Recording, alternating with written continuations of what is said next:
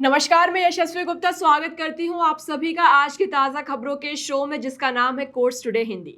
इन खबरों के बारे में ज़्यादा जानकारी के लिए सब्सक्राइब करिए हमारे YouTube चैनल या विजिट करिए हमारे वेबसाइट www.livelaw.in पर। लाइव लॉ हिंदी पर आपको सारी ताज़ा अपडेट्स मिल जाएंगी। चलिए अब बढ़ते हैं आज की खबरों की ओर। आज की पहली खबर में आपको बता दें कि the news minute news portal की पेरेंट कंपनी स्पंक लेन मीडिया प्राइवेट लिमिटेड ने कर्नाटक हाईकोर्ट का रुख किया है। कंपनी ने बेंगलुरु के एक सिविल कोर्ट द्वारा पारित x Partey interim gag orders को चुनौती दी है। ये आदेश उस पोर्टल की रिपोर्टिंग से जुड़े हैं जो धर्म स्थल दफन मामला और 17 साल की लड़की की संदिग्ध हत्या को लेकर की गई थी। इस केस की शुरुआत तब हुई जब धर्म स्थल के एक पूर्व सफाई कर्मी ने सामने आकर आरोप लगाया कि 1998 से 2014 के बीच उसे मंदिर प्रबंधन के कहने पर सैकड़ों शवों को गुप्त रूप से जलाने या दफनाने के लिए मजबूर किया गया। अधिकतर शव महिलाओं और नाबालिगों के थे, जिन पर यौन हिंसा, गला घोटने और यातना के निशान थे। उसने सबूत के तौर पर हड्डियां, तस्वीरें और दस्तावेज जैसे पैन और आधार कार्ड दिए हैं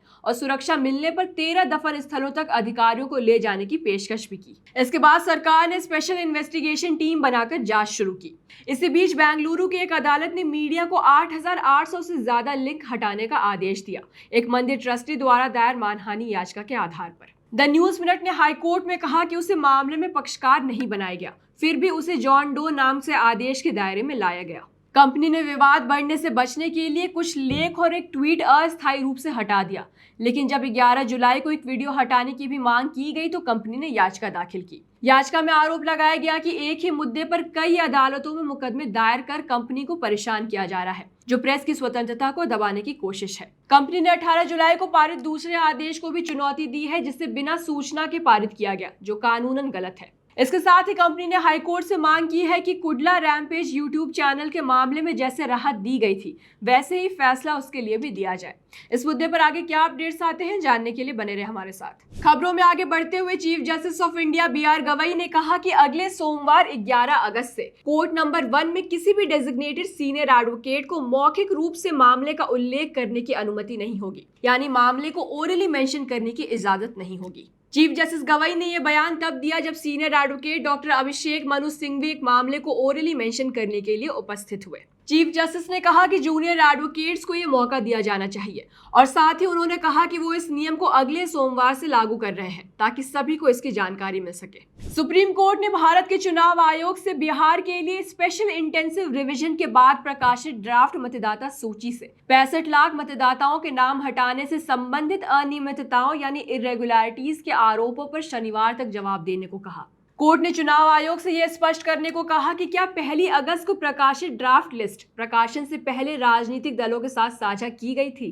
कोर्ट ने चुनाव आयोग से एसोसिएशन फॉर डेमोक्रेटिक रिफॉर्म्स द्वारा दायर आवेदन में लगाए गए आरोपों का जवाब देने को कहा, जिसमें आरोप लगाया गया कि चुनाव आयोग ने यह खुलासा नहीं किया कि छूटे हुए 65 लाख मतदाता कौन है। साथ ही एनजीओ ने तर्क दिया कि चुनाव आयोग ने यह भी स्पष्ट नहीं किया कि छूटे हुए मतदाता मर चुके हैं या पलायन यानी कहीं और जा चुके हैं। एडीआर की ओर से एडवोकेट प्रशांत भूषण ने तर्क दिया कि राजनीतिक दलों को ब्लॉक स्तर पर सूचियां साझा नहीं की गई थी और यह स्पष्ट नहीं किया गया था कि सूची में शामिल या छूटे नाम बूथ स्तर के अधिकारियों के रिकमेंडेशंस के अनुसार हैं या नहीं। आज की आखिरी खबर की ओर बढ़ते हुए झारखंड के चाईबासा जिले कोर्ट ने राहुल गांधी को केंद्रीय गृह मंत्री अमित शाह पर उनकी कथित टिप्पणी से जुड़े मानहानि के एक मामले में जमानत दे दी है। गांधी व्यक्तिगत रूप से चाईबासा स्थित MP MLA कोर्ट की स्पेशल जज सुप्रिया रानी तिग्गा के समक्ष पेश हुए और मामले में जमानत के लिए आत्मसमर्पण किया। आपको बता दें कि इससे पहले 27 फरवरी को MP MLA कोर्ट ने गांधी के खिलाफ गैर जमानती वारंट जारी किया था, जिसके बाद 14 मार्च को अदालत ने गांधी की व्यक्तिगत उपस्थिति पर जोर दिया। मामले में आगे 10 जून को झारखंड हाई कोर्ट ने उन्हें इस मामले में 6 अगस्त तक राहत दी थी, बशर्ते कि वो व्यक्तिगत रूप से अदालत में पेश हो। ये मामला चाईबासा निवासी प्रताप कुमार द्वारा दर्ज कराई गई शिकायत से आया है, जिसमें आरोप लगाया गया कि साल 2018 में एक कांग्रेस सेशन के दौरान गांधी ने शाह के खिलाफ अपमानजनक टिप्पणी की थी। अपनी कथित टिप्पणी में गांधी ने कथित तौर पर कहा कि कांग्रेस पार्टी में कोई भी हत्यारा राष्ट्रीय अध्यक्ष के पद पर नहीं पहुंच सकता। उन्होंने आगे कथित तौर पर यह भी कहा कि ऐसा केवल भारतीय जनता पार्टी में ही संभव है। इस मुद्दे पर आपकी क्या राय है, हमसे कमेंट सेक्शन में जरूर शेयर करें। इसी के साथ आज की जरूरी लीगल खबरों की इस वीडियो को यहीं पर समाप्त करते हैं। अगर आपको ये वीडियो पसंद आई हो तो इसे लाइक और शेयर करना ना भूलें। मिलती हूँ कल फिर आपसे जरूरी लीगल खबरों के साथ। Thank you.